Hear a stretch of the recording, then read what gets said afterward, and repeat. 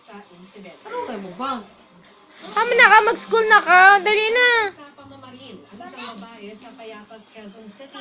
Posibleng pagnanakaw ang motibo sa pagpatay sa biktima. Where you go, baby? Paupahang bahay. Makibalita tayo kay Athena Imperial. Napulabog ang mga residente ng Dali na ka dahil si ma'am din. Dali ka dahil si ma'am. Quezon City matapos umaligaw-ngaw Dali na ka dahil teacher, oh. sa kasagsagan ng Uy, malakas kaya na ulan teacher. pasado alas 9 kagabi. Dali, dali. Come, baby, come. Nakabulagta si umabakla sa loob ng Dali na ka kanyang dahil teacher. tindahan. Ikaw ang bibig ng mga kapitbahay ng biktima.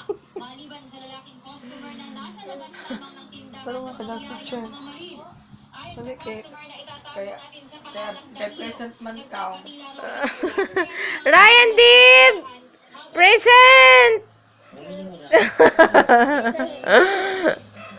Wash your head.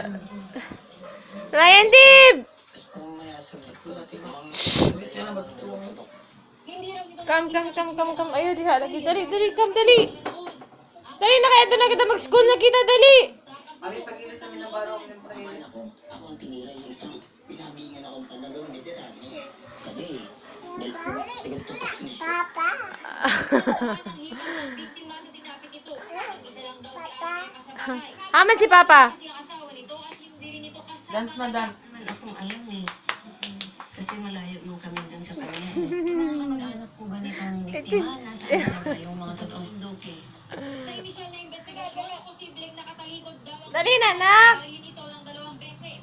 Posibleng tumagos sa dibdib Ay, ng Dib, biktima come. ng 2 bala mula sa 9mm na baril. Ayun din, Tinitingnan ayaw. ng otoridad ang ambulance. Dali. Bukod kasi sa tingnan Dali, kaya doon na kita kay teacher, dali. bahay din ang Mag-school na kita kay teacher, dali. iniimbestigahan pa ng otoridad. Dali na. Sino ang posibleng nasa Dali likod na. ng pamamaril? Athena Imperial, Jimmy News. Dali na ba? Dali na. Dali na. Sa Zambales, may ilang mangingisda pa rin nagpilit na tumalakot. Makibalita tayo kay June Venerator. June, kumusta yung sitwasyon dyan? Pati sa nakikita natin ngayon ay mas malalaki yung mga alon ngayon dito.